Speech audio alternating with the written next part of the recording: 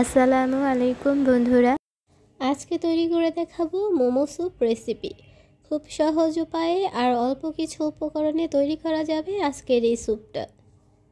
এক পিস মাংসকে ছোট করে টুকরো করে কেটে নিয়েছি। তারপরে এখানে হালকা আদা রসুন আর অল্প একটু হলুদ মরিচ, তার সাথে গোলমরিচ আর সয়া সস দিয়ে মেখে ডুবো তেলে ভেজে নিয়েছি 10 মিনিটের মতো। পুরোপুরি মুচমুচে হয়ে গেছে। এই পর্যায়ে এসে মাংসগুলো এটা ব্লেন্ডারে জারে নিয়েছি আর এটাকে ব্লেন্ড করে নিব। ব্লেন্ড করলে এটা পুরোপুরি গুঁড়ো গুঁড়ো হয়ে যাবে, যেটা হাত দিয়ে করা একেবারেই সম্ভব ছিল না। দিয়ে দিয়েছি আধা কাপ পেঁয়াজ কুচি আর ঝালের জন্য 10 থেকে 12টা কাঁচামরিচ কুচি। ঝালটা তোমাদের ইচ্ছে মতো কম বেশি করে দিতে পারো। আর এগুলোকে দিয়ে আমি আবারও ব্লেন্ডার করে নিয়েছি 1 মিনিটের জন্য। এখন এটা তৈরি হয়ে গেছে। মোমোর রুটি তৈরি করার জন্য এখানে 2 কাপ আটা নিয়েছি আর দিয়ে দিচ্ছি স্বাদ মতো লবণ আর 2 টেবিল চামচ তেল। এখন ভালো করে সব কিছুকে মিশিয়ে নিব।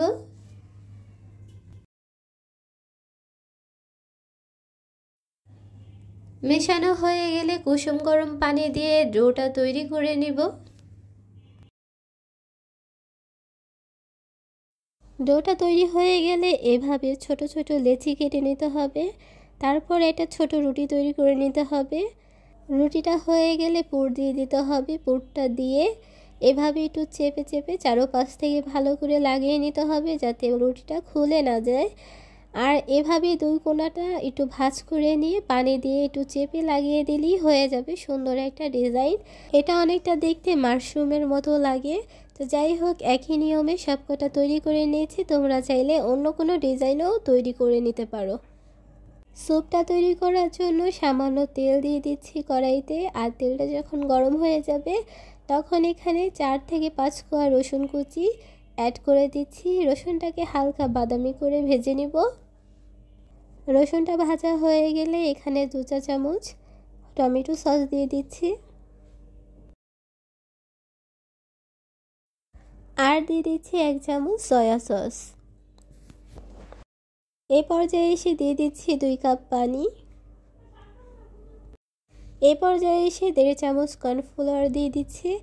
আর কর্নফ্লাওয়ারটা দেওয়ার সাথে সাথে ভালো করে মিশিয়ে নিতে হবে, যাতে দলা পেকে না যায়। মেশানো হয়ে গেলে ঝালের জন্য কিছু কাঁচামরিচ কুচি দিয়ে দিচ্ছি। তবে তোমরা যদি ঝাল খেতে পছন্দ না করো তাহলে এটি স্কিপ করতে পারো। এই পর্যায়ে এসে স্বাদ মতন কিছুটা লবণ দিয়ে দিতে হবে। পানিটা যখন ফুটে উঠবে তখন মোমোটা ছেড়ে দিতে হবে। ঠান্ডা পানিতে দিলে কিন্তু মোমোটা গলে যাবে। মোমোটাকে 5 থেকে 6 মিনিট রান্না করে নিব, তার মধ্যেই মোমোটা সিদ্ধ হয়ে যাবে। তবে মোমোর স্যুপটা যদি তোমরা আরও পাতলা খেতে চাও তাহলে কিন্তু আর একটু পানি বাড়িয়ে দিলেই হবে।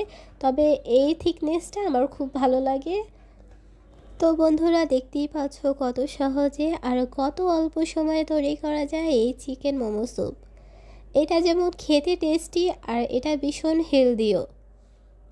আর এরকম মোমো স্যুপ যদি কোনো রেস্টুরেন্টে খেতে চাও তাহলে কম হলেও 3 থেকে 400 টাকা গুনতে হবে।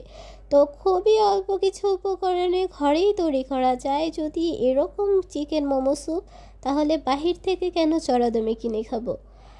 আর এরকম শীতের সময়ে সকাল কিংবা সন্ধ্যায় এরকম যদি ধোয়া ওঠা স্যুপ হয়ে যায় তাহলে আর কি চাই। সব সময় তো আর বাহিরে যেয়ে খাওয়া যায় না, তাই যখন তখন বাসায় তৈরি করে নেওয়া যায়। আর এই সহজ রেসিপিটি অবশ্যই তোমরা একবার ট্রাই করে দেখতে পারো। আশা করি তোমাদের চিকেন মোমো স্যুপটাও এতটাই টেস্টি হবে।